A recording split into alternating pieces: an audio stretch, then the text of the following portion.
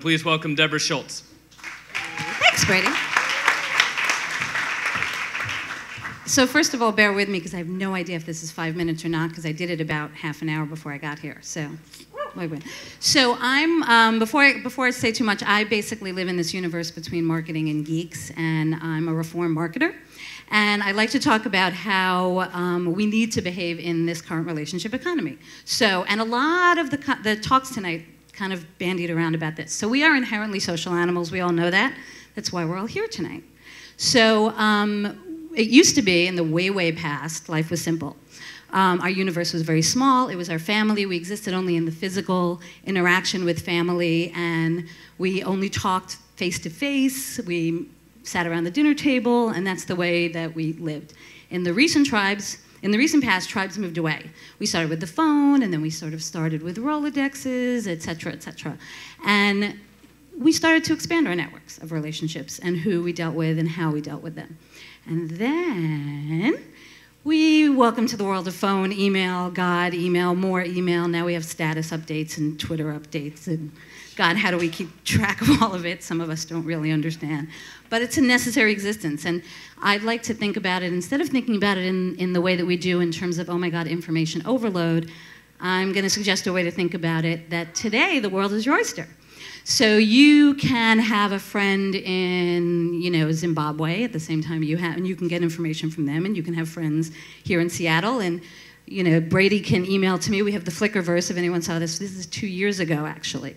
So our connections are far-flung, and they're very diverse, and they are driven today, most importantly, most often by expression and socialization.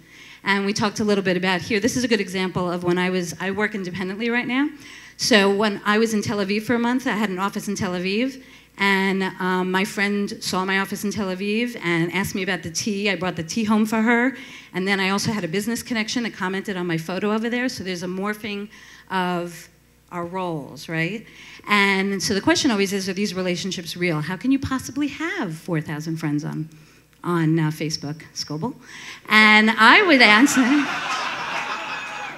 and I would argue that they are real. They are quite real, and I hope they're real, because I love my online friends, and I think that the problems that we live with today are more about the fact that we're using old language for new behavior. Web pages are not web pages. We took those names 10 years ago because we had books before that, so now we call them web pages. And in fact, I would like to argue that the medium is the relationship. This is a screenshot of my desktop on any given day. So that actually Blog TV live stream I was watching it in London with friends who are Blog TVing from all over the world. So I would like to argue that we live again back in that way, way past of a relationship economy where the handshake and the relationship is often the basis for transactions, and they're more important than the transactions. But we all know that relationships are hard, and they're messy. And the other thing about them is that they often come to your aid when you least expect them, be it helping people during a crisis, whether it be Katrina or 9/11, which is how I got into blogging, my first blog post, whether it be Brady seeing that I was online because of Twitter, that I said that I was leaving for Gnomedex, so asked me to come to write this presentation and do it very quickly. So I like to think of it as relationship bricolage. So you have all these relationships, and you don't know where they're going to come to your use at what different times. And that's the beauty of the world that we live in today. So it's not how many friends you connect, it's not whether you're an alpha blogger, it's that you have these connections, and you never know when you're going to be able to take advantage of them, or when they're going to come to your aid, or when they're going to help you.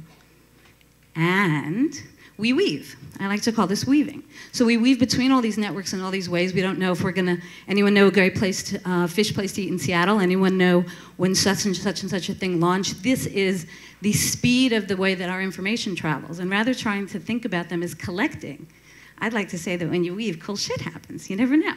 You never know who's going to eat lunch with who. You never know what business might get started. You never know who you might be helping. So rather than thinking hierarchically, I like to think about weaving, like network weaving, like topographical weaving. I just think this is a really cool, gratuitous slide. If you want to see really cool, if you want to see really cool, gorgeous maps of network mapping, go to virtualcapacity.com. They do beautiful stuff. And it's all these different types of data and how they're woven, graphically represented. It's gorgeous. That's art. So the skills of the weaver, which I'm going to guess most people in this room have, but you should think about, is to be a listener, a connector, a critic, definitely a partial geek, so you can build things like Noon Hat overnight.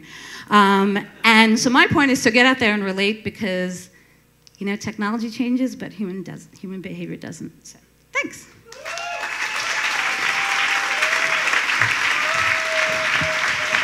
Thanks, Deb.